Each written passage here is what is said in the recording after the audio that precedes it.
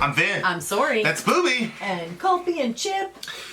M.I.A. Avenged Sevenfold for the big homie Chris Meadows. Chris has been a villager for quite some time. He's been around for quite a while. Yeah, he's been around Happy forever. birthday, buddy. Yeah, happy birthday to the big homie. Is it literally today? Literally today. Oh, good. Coordinating with Zonia, she made sure it happened. So you're loved. Yeah. Apparently. Yep. Not if you don't get a song, you're not loved. That sounded really bad. But it does mean that if you've been with us in the very, very beginning and you were born today, we're happy. So happy birthday to the big homie. 1, 2, 3. Happy birthday to you. Happy birthday to you. Happy birthday, dear Chris. Happy birthday to you.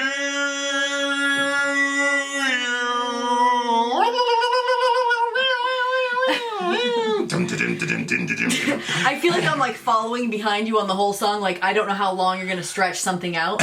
You're probably one of those people, if back in the day when they would do the dancing, you know, the men always like led the dance and the girls kind of went along with it. It would never get confusing who was going to be leading the dance, I bet. Shout out to masculinity or oppression, depending on how you look at it. That was very well played. All right, let's do it. Okay. Avenged Sevenfold. I'm actually excited. I know I listen keep to telling Avenged you, but Sevenfold with these headphones. Thank you very much, Matt. I'm loving the headphones. We're so eternally much. in your debt, sir. I got confused between Chris and Matt, but yes, and you too, Matt. No, but, Matt got me but mine. But these were the so ones that Zonia. Yeah, so I'm like been singing Zonia's praise for days. Oh, you just rhymed. Good job. Praise for days. Praise for days. Yes, that's because you've been rapping in the shower, so it's making you want to rhyme too. I'm just kidding. I can't hear you. I can just hear sounds. I was tempted to go listen by the door. Go!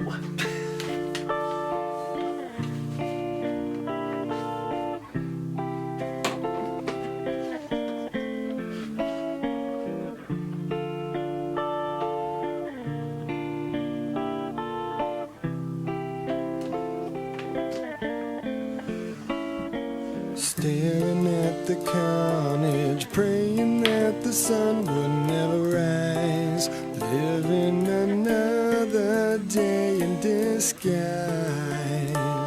These feelings can't be right. Lend me your courage to stand up and fight.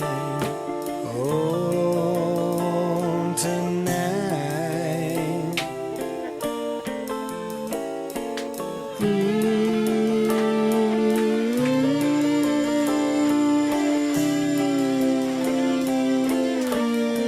Stand up and fight.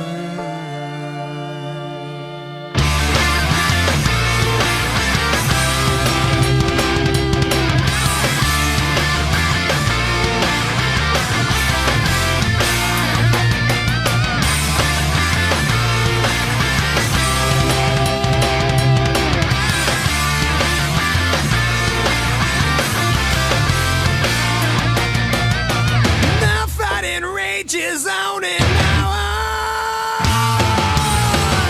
To challenge me, you must be strong. I'll walk your land, but don't be long. 2 million soldiers can't be wrong. It's now run, but I've been here before. I'm far from home and I'm fighting your war. Not the way I've been to this, I wanted better things.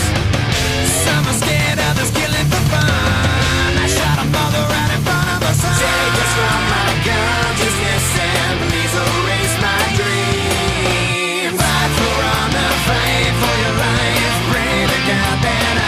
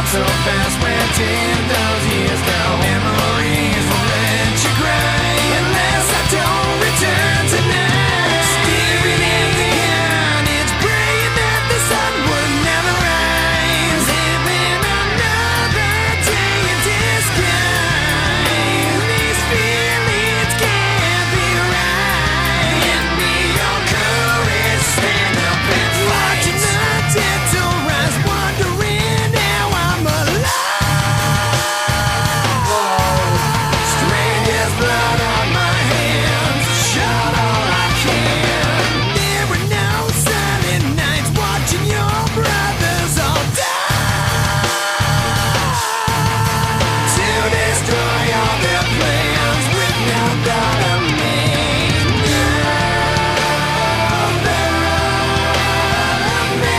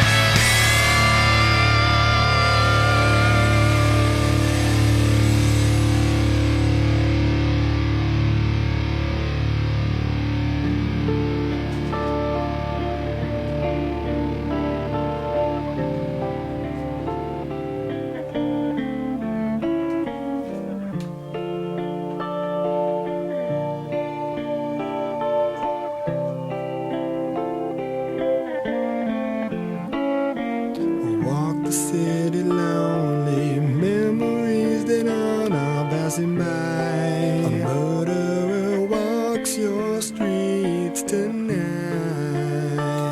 Forgive me for my crimes. Don't forget that I was so young, but so scared in the name of God and country.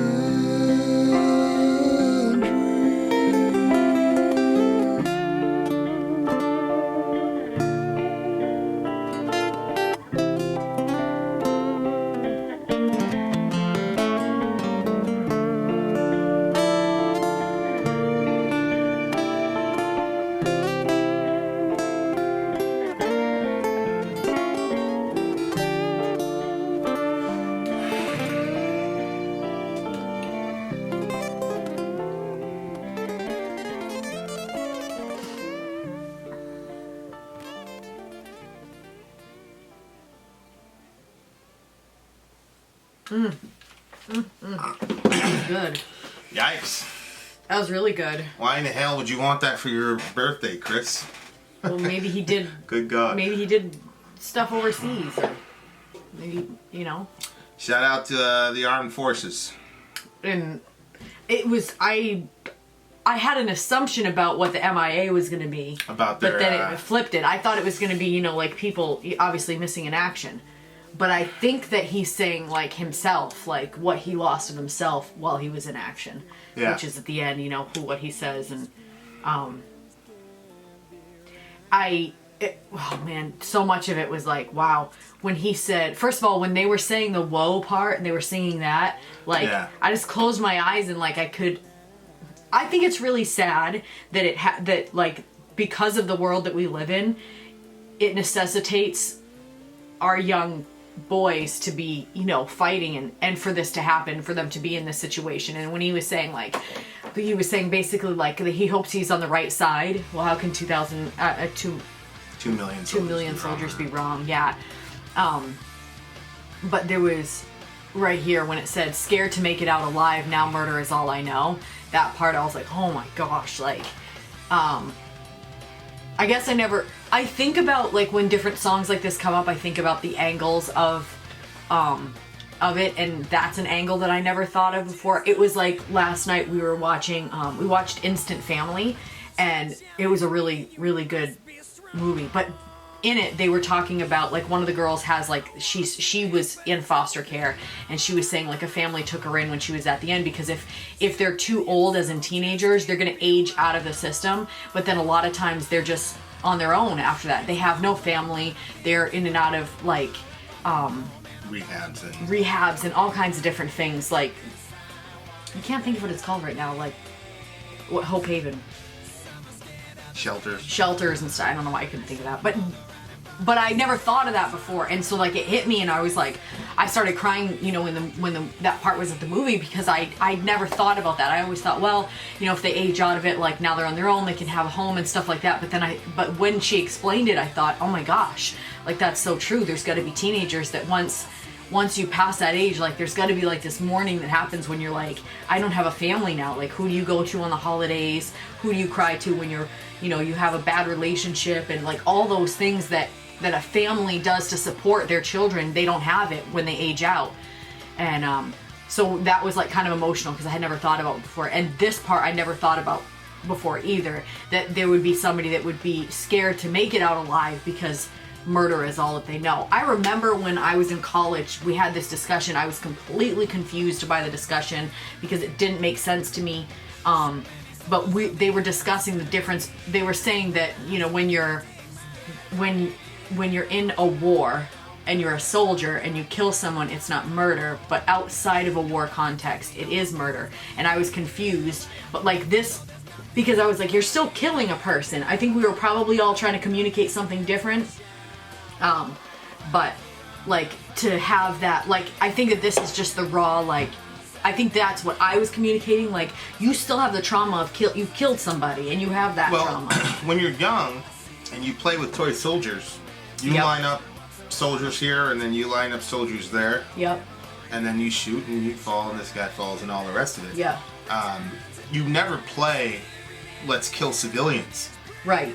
You're always, you know, the toy soldiers are killing other soldiers. Right. You're never killing civilians. Yep. And then you never see the son of the soldier you just kill saying, "Where's my dad?" Yeah. So, you know, the people, you know, and I disagree with the idea that it's terrible that war is necessary, in the sense of a lot of the wars that we've fought over the last, 90 years in our country, many of them were not necessary. Mm-hmm. So, you know, obviously, when I was younger, I was talking to this guy. He was in Vietnam, and Iraq and Afghanistan was really starting to pop off, and, you know, people were like, "Oh, you guys are so lucky," and blah blah blah. And, you know, a lot of guys train for blah, and they never get to actually be part of a real conflict. And there was this Vietnam guy, and I'm like, I pulled him aside, and I'm like, you know, I mean, I was like, "Hey man, you know, that must have been, he was like, it was bullshit. My friends died for no reason. What are you talking about? And I was like, are you saying it was a waste? He's like, well, I'm never going to spit on my friends' graves, but he said they died for no reason.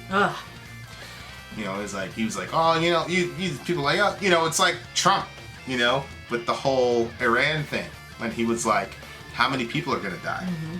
And they said 150. And he's like, we're not doing that. Right. And you had people on the left and the right criticizing him. It's like, and you had Ben Shapiro talking about, oh, we needed to do it, and you show him, you know, send a message, blah, blah, blah. You know, because Trump was saying it's disproportionate to kill 150 people because they shot down a drone.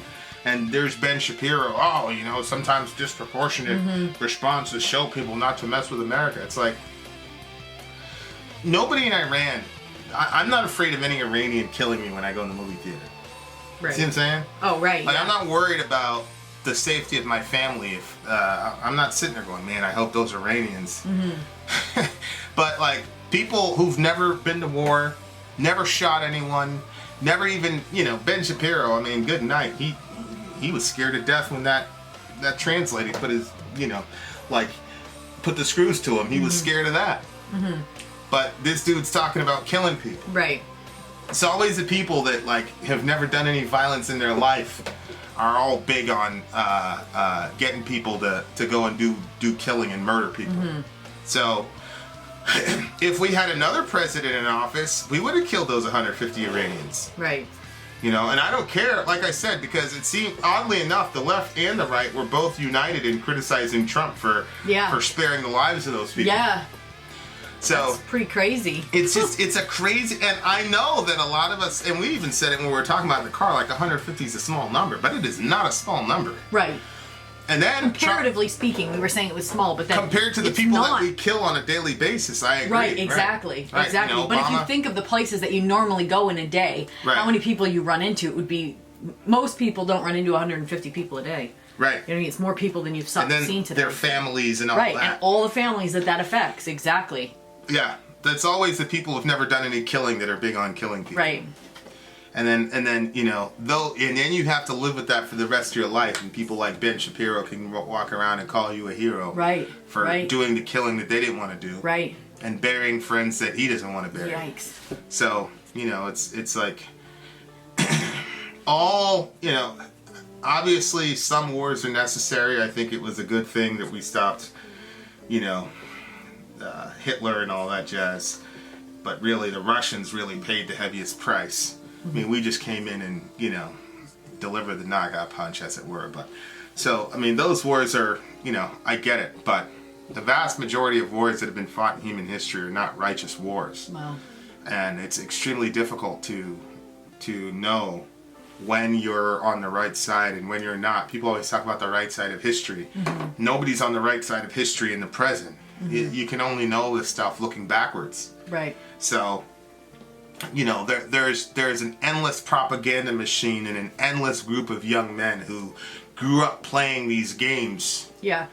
And, you know, it went from the plastic toy soldiers to video games, you know, which people don't know are really, you know, simulations that are used in actual,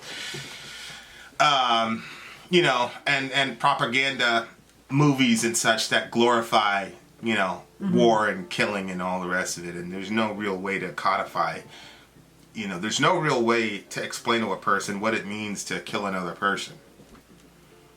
Even if they're pointing a weapon at you. People think that, oh, if I shot somebody who pointed a weapon at me, I'd feel better about it. No, you wouldn't. You don't. So, you know, and of course, you know, there's that one, it wasn't Restrepo, I think it was Hornet's Nest. And the guy was talking about feeling guilt for killing, and they were like, and the narrator, you know, got out of the narration voice and was speaking to him like a friend, like, well, I mean, they were going to kill you, so. Yeah. And the guy said, well, I chose a combat MOS. Right. And what does that say about me? Right. So he's basically saying, like, I chose a job in the military where I was going to be put in a situation where I had to kill people, and that says something about me. You know. Would you say that So you're saying, like, if somebody's pointing a weapon at you, then that doesn't make you feel any better if you kill them because you still killed them. Are you talking about, like, a war situation? Or, like, let's say Joe Schmo is walking down the road and somebody comes at him with a gun and then you shoot. Do you think it's still the same? Or I think it's different. Because I always feel like if I had a weapon and somebody was going after the kids, and I feel like I wouldn't really feel very bad about it. Yeah, I mean, it depends. I mean, everybody is different. I've seen some people who are stone cold killers, and they genuinely don't. They actually enjoyed it. Well, I don't think that I would maybe necessarily. Well, I'm saying there's a spectrum. Yeah. You know what I mean? There's a spectrum of you know, whatever. Like there was, so yeah. I mean, there's some people on the spectrum who enjoy it. My experience is most people are on the other end where they're just bothered by it. Because like I said, people don't just drop. Like in the movies, even with headshots, they don't just drop and go and die like immediately. That's not how it is. I mean, it's pretty terrible. Especially in, you know, certain conventions we have where the guy goes from a combatant to a patient. Yeah. And then you get caught up in trying to save this guy's life after you just shot him. I mean, it's not, you know. Yeah. Oh, yeah. So, you know, I don't know. And yeah, I mean, if the guy's a, you know, like that time that I confronted that pedophile dude outside the church, and like I had a certain type of energy where you know if I would have had a weapon on me, who knows, right? Because you know that's a group of people that I struggle to. Well, to be fair, because people don't realize what's going on, it wasn't just some random. This man had been in our church, and we had told him we didn't have a way to keep the kids away from the pedophiles. So he was in the same room as the kids, and he was seeking out the kids in the group, and then we found out he was a pedophile. So we said, you can't come here. We will meet you, like we'll meet you at a restaurant, we'll take you out to lunch so we can talk to you and you can have that fellowship and stuff, but you can't be here. And he was not respecting that. He was coming around, and then that's when you got and then he was following a couple people to their cars to try to intimidate them when I was out. Right, exactly. So it's not like, you're not that type of person where you heard somebody was a pedophile and then you want to just... It wasn't like that at all. You were willing to meet him, as were other people willing to meet with him. We gave him an alternative. He didn't want to meet in a restaurant. He wanted to be there. Then after that confrontation, he hooked up with a progressive, non-judgmental church. Right. And then they found him in the back library with an 8-year-old. Thankfully, nothing had happened. With an 8-year-old girl. Right. Exactly. So, you know, and once he got confronted with you, he this was really terrible. There was like another business that was beside us, and he keyed that woman's vehicle thinking it was one of ours, but it wasn't ours. It was that business lady's, the poor lady that was running that business. Yeah, so the type of energy I had for that guy in that moment, you know, and he knew it, because he was like, what are you like, you're scaring me, he said, you know, like. Well, that's because you're usually, you know, like, fun-loving, energetic, but you were serious, you know?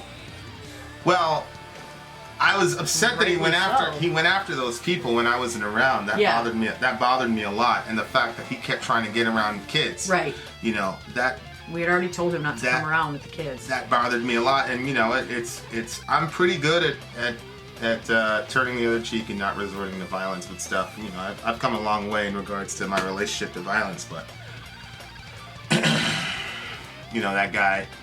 So, you know, if he would have done something crazy and I would have had to defend some people and end that guy's life, like, you know, I think everybody in the world would have said, oh, well, I understand. You know, the guy gets what he gets. Everybody would have been like, but, you know, I wouldn't have felt good. I know for a fact I wouldn't have felt good about it, even if he was, you know, whatever. I know. Oh. I wouldn't have. Yeah. So, yeah. You know, so, I mean, you can't really say what you would do until you're in that situation. Yeah. You just can't. You know, there are just way too many variables. You know what I mean? And so, but the people that convince people go to war and fight and kill all that, they exploit that youthful Oh, for sure. That Yeah. male energy. Yeah, and the way that you feel as a teenager, like as a young person, like Yeah. you're invincible and stuff. Like Yeah. yeah. And it's interesting, like the Marine Corps, like it's a certain type of personality. Like it's a lot of Hispanics. Yeah. And a lot of black dudes, like, you know, like it's a separate type of thing. It's its own little subculture, and those guys are, you know, and they all come from a certain type of areas. Especially my brother's crew. When he went to Paris Island, he was graduating, and his buddy, I said, "What's your MOS?" And he goes, "I killed people." You know, it's just that, and he's 18 years old. You know what I mean? I'm just looking at the guy, like, "Oh, okay, you're a killer. All right."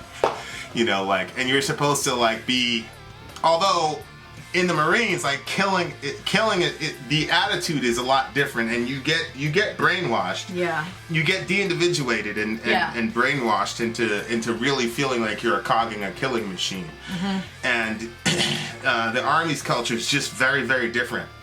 Very, very different as far as killing goes. Like, you know, so... Does one group have less trauma after?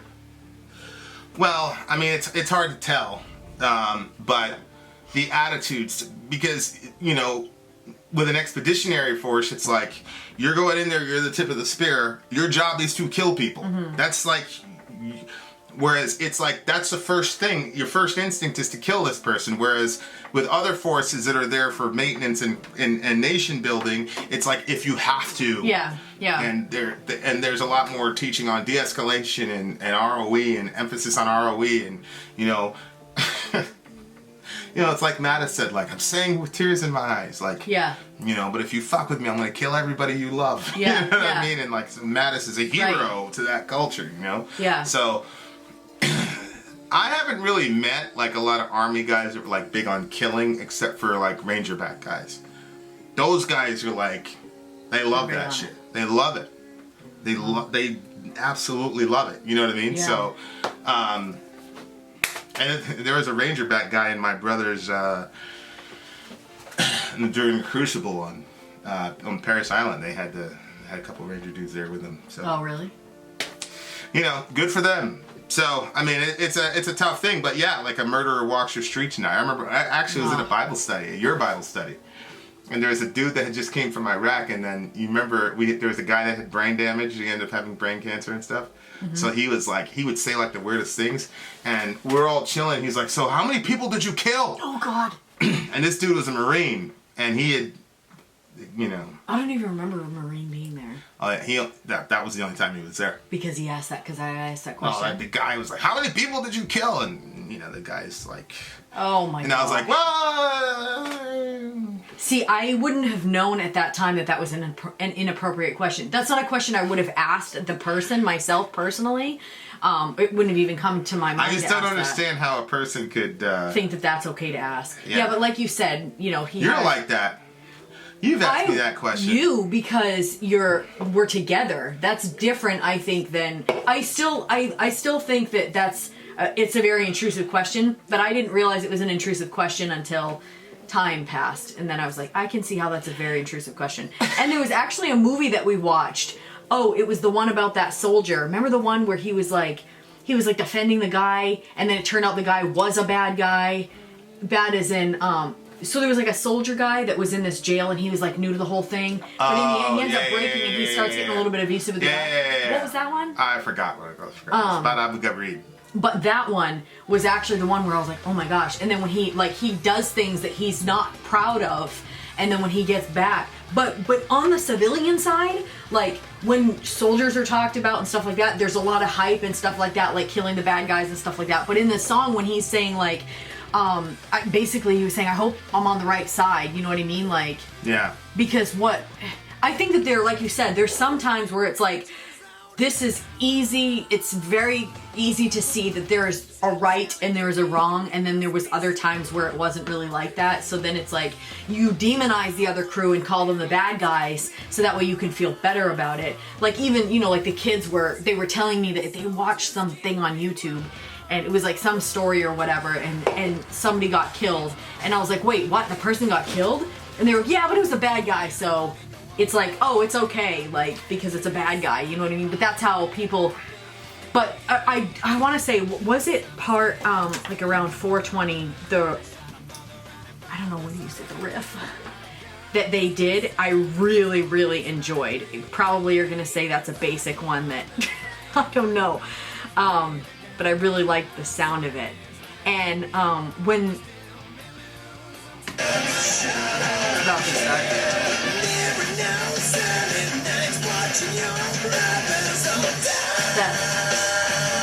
Is that basic, right? Yeah, I'll show you how to play it right after we get this done. But I liked it. I don't know, I just liked it. I was like, yes, that's good. Well, sometimes simple riffs are fun if you place them right. They're fun. So yeah. So I really like that one. And then when they were doing the whoa part, like, first of all, the music at some parts of it just kind of like, I don't know, like kind of pulled you into the story of it. But when it did the whoa part, well, I could hear everybody was like singing together the whoa, whoa, whoa part. And then I like just closed my eyes and I just like kind of let my mind just picture whatever. And like I saw this field and it was like woods on the sides and stuff. And then like all the voices from all the dead and the living were all singing together, because whether you're on one side or the other, you're still all human beings. And so all the voices were kind of like singing, because it kind of had a choir sound to it. Yeah. So that was... that's... And even if you're, the bad guy, like, nobody knows that they're the bad guy. Like, we're... Yeah. Like, Abby Martin talks about this all the time. Like, America is an empire. We're an empire. A lot, it's just like the Roman Empire, the war machine was there to serve Rome's interests. But if you're a Roman soldier and you're fighting as a Roman, you're doing it for the glory of Rome, you don't know that you're a bad guy. Mm-hmm. Right. So, it's the same thing I talk about all the time. Anytime like Rammstein or something happens and you think about Germany, it's like, I don't believe that all the German soldiers were evil, horrible people. Mm-hmm. Sure, the people in the camps are evil, horrible people, but I don't think any 18, 19-year-old German kid, even if he's doing this and all this, is an evil person. You're fighting for your country. Right. You don't know that you're evil. Right. So, when people just dismiss, oh, he's a bad guy, it's like, all right. Yeah. Right. At the end of the day, everybody's the bad guy. Well, and he says, too, nobody tells me all the reasons we're here. Like, you can't... Yeah. You can't know. I mean, there's times where you're just told to do this. Well, if Trump would have said, bomb the hell out of those people. Yeah. Kill them. Yeah. Then you move, you do it. Then they're going to retaliate, and then we're going to send people here. What are we doing here? Because then it becomes like shooting. And a lot of it really, America, like, people don't realize, like, we are so... I had a conversation with somebody one time, and I said... We would annihilate this particular country. He's like, no, you wouldn't. Da da da da. Like, people have no idea. Like, the American war machine is like, it's there. There's never been a fair fight for the last 40 years, like ever. It's like, and the thing is like, how bad it is. We make movies. Like giant movies when we lose like 18 people in a day. Like Black Hawk Down. It's just giant movie. Yeah. Oh, you lost. We killed 1,000 people that day. Yeah. It's like Lone Survivor. 3 people get killed. Yeah. Then people don't realize this. We sent the Marines out there, 2 weeks later and killed all those guys. They're all dead. Whoa. You know what I mean? Like, so like that's how real it is. When you say stuff like that, babe, like there's the part of me that's like, oh my gosh, we kill people, but then there's the part of me that's like, fucking American pride. Yeah. I'm not about the people being, but don't fuck with us. My point.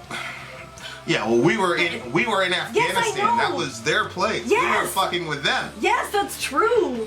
But that American pride, it's there for it's real. And so, but my point is like, we don't necessarily think it's a good thing. We're so like crazy that it's a giant tragedy. If you, of course, 18 people, it's terrible. As me, and everybody post Black. We've all watched the movie. And we've all been like, motherfucker, blah blah blah. Yeah. And like, meanwhile, all these people are taking hundreds of casualties a day. I know. But we take 18. It's the end of the world. And the thing is, that was 18 soldiers, right? Not children, women, 3 Delta operators and 13 Rangers and a couple night soccer people. Right.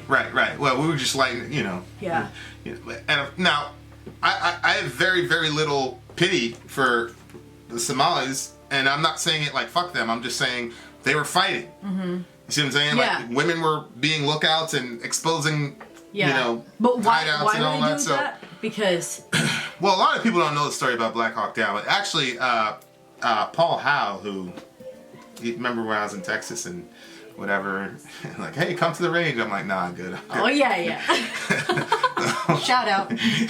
He actually told the story. A lot of people don't know. The week before, there was a meeting of a bunch of elders in the town. Yeah. In Somalia. Oh yes, And yes, I remember this. They were trying to figure out how to negotiate or whatever, and we killed all of them. Yeah.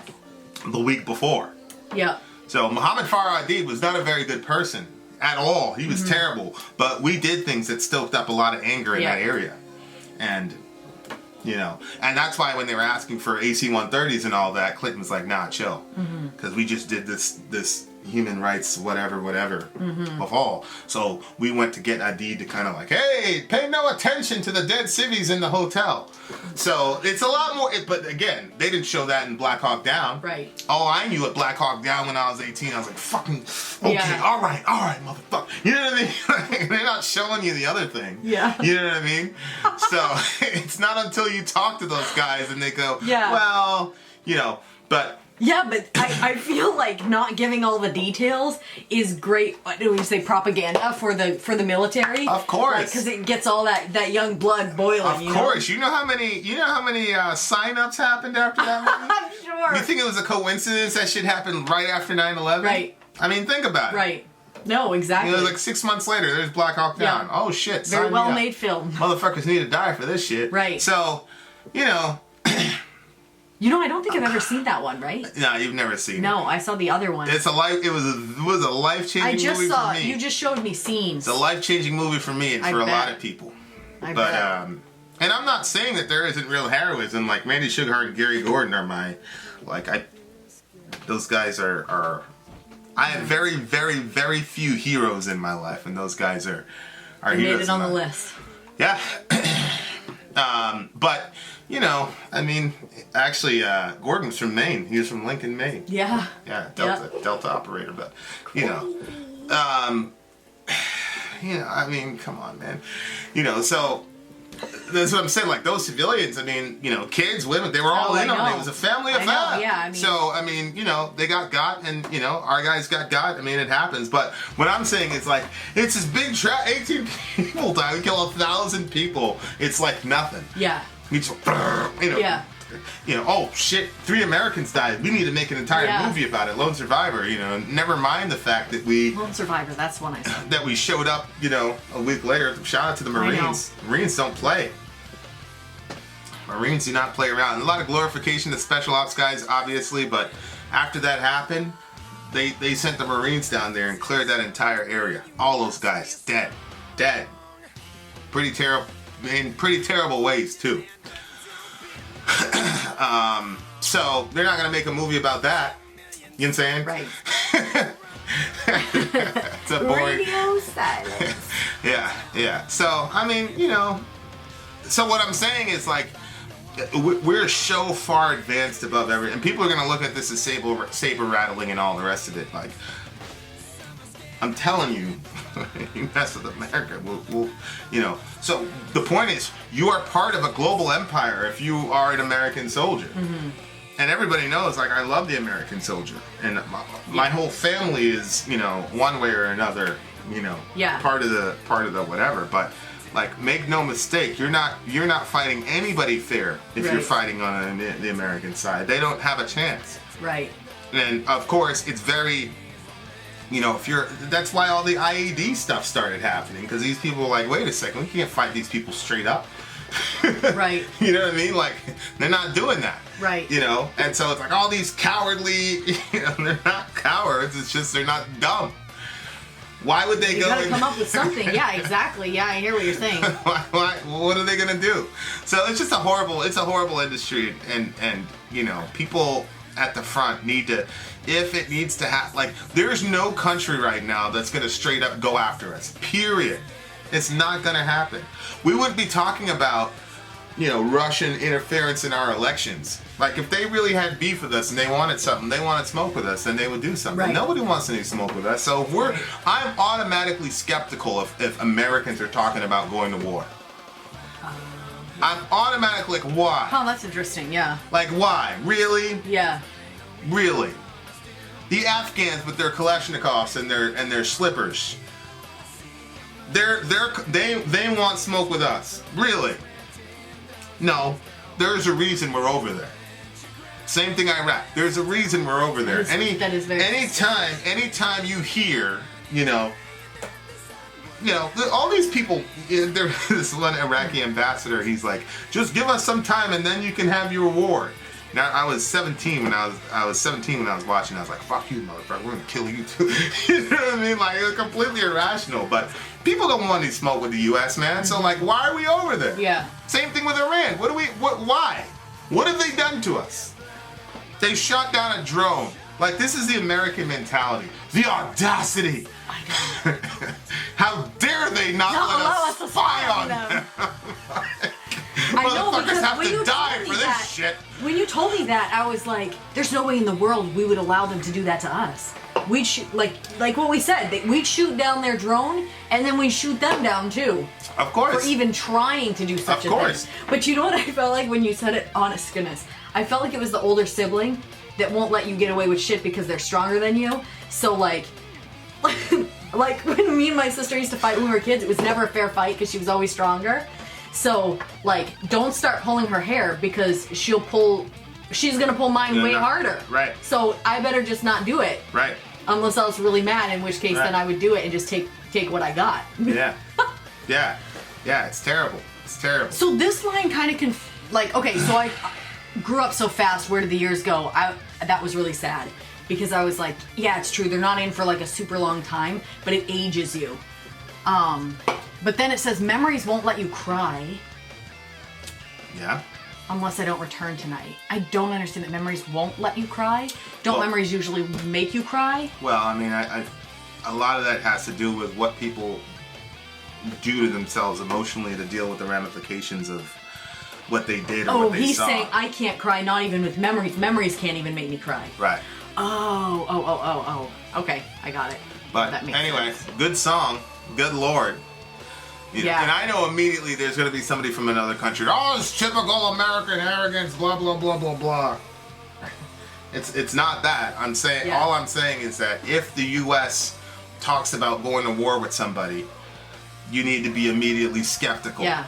Because questioning. no state, Al-Qaeda is not a state. Yeah. Neither is ISIS. I mean, they're claiming they're a state, but they're not. But even ISIS, they're not coming over here, right, declaring jihad on us and doing crazy shit. But we're told that 9/11 and all that was them doing that. Who, Al-Qaeda? That's what I'm saying. Al-Qaeda is not a state. They're a group of terrorists. Right. Right. Anytime there's a country, when we talk about going to war with a country, that's like a gang. Yeah, they're not doing that. That's like a gang. There's no country that wants any smoke with us. I see. So if you start saying, the minute you start hearing about us going to another country and whatever, you can be sure 9.5 out of 10 times we are the aggressors. Mm-hmm. Yeah. It's like the Bloods in New York City. That's what I was thinking. Nobody wanted anything with the Bloods in New York City when I was around. No, I saw with my own two eyes, there were two Bloods by the flagpole, and the Crips, the big bad Crips in my school, they were leaning over. Like looking at them. That face. It was like I just remember sitting back there. I'm like, all right, Carlos, go for it, bro. You're like, shut the fuck up. You can't blame them. They were extreme. The Bloods. Yeah, the Bloods were willing to do things to people that the Crips were not willing to do it. Yeah. So I just watched that whole thing go down. So it's like, yeah. So you can know for sure, at least at the time when I was there, if the Bloods were, these guys were by themselves walking through Section 5 in Valley. Like, that was crazy. Yeah. Because Valley had real life famous gangsters. Like that dude Wolf that was hanging out with Puffy, was killing all them, that killed Shooks. He lived there. Yeah. And those dudes were they were just walking through no problem. Yikes. So that's America. Yeah. I've seen. Yeah. I've seen Americans be 5 deep in countries that were supposedly hostile to them, and people knew, shit, those are Americans, didn't touch them, didn't lay a hand on them. Yeah. All this smoke in the media, and I know for a fact that once they found out, they caught them. Once they found out they were Americans, So anytime you see Americans talking about going to war with somebody, in the last 40-ish years, we're the aggressors for sure. Wow. It's not even a thing. Yikes. So anyway, there you are. Have you ever heard my sister talk about American pride? Like her own? No, I can just imagine. No, it was like, when we were kids, like, I was busier with other things. Actually, in matter of fact, I think that there was a phase of my life where I felt like, I think her and I were, like, divided on that, because she was like, America, you know, and I was like, this is so weird, I totally forgot about this, but I found it offensive because I felt like there was more loyalty to America than there was to God, and I didn't like that. Like... Yeah. But I lost that idea, and then you brought it back up to me, and I acted like I never heard it before. But I actually forgot that I did have that mindset at that point, because her and my cousins, like, they were, you know, American pride stuff. Well, that's whatever. why. You'd actually like to hear her talk about it. I mean, that's why they talk about God and country. Yes. Because you put God before country, when in reality it's the other way. But it's a good, you know, we are master propagandists, and like that African dude said, we're war masters. Yeah. He said nobody can do war like Americans. Yeah. So we've you hang out with those guys from psychological operations. Those guys are, I mean, it's brilliant stuff. It's like, well, shit. They'll have you hating people that you should feel sorry for. Gosh. Oh my God. It's no joke. Like, it's like, whoa. Okay. All right. That's when I was, you know, on my honeymoon, and that, you know. Yeah. And I was 19 years. I forgot how old I was. I saw the. Not ours. I saw the recruiter. So I left her in the Hotel. The hotel, and I went down in the recruiter. And yeah, that was an experience. But there you are. All right, what do you got? 9.8. Solid 9. I haven't listened to Avenged in a while, so there you are. Enjoy Shout out, it. happy birthday, Yes. Chris. I know. I don't want to raid on your parade, but I know. there you are. But you chose it. You chose I it. guess, or maybe Sonya was like, "Oh, this is his favorite song," Yeah. and then didn't like put those together. But whatever. Vin out. Sorry out. Gone. Filled with tears, grew up so fast. Where did those years go? Memories won't let you cry.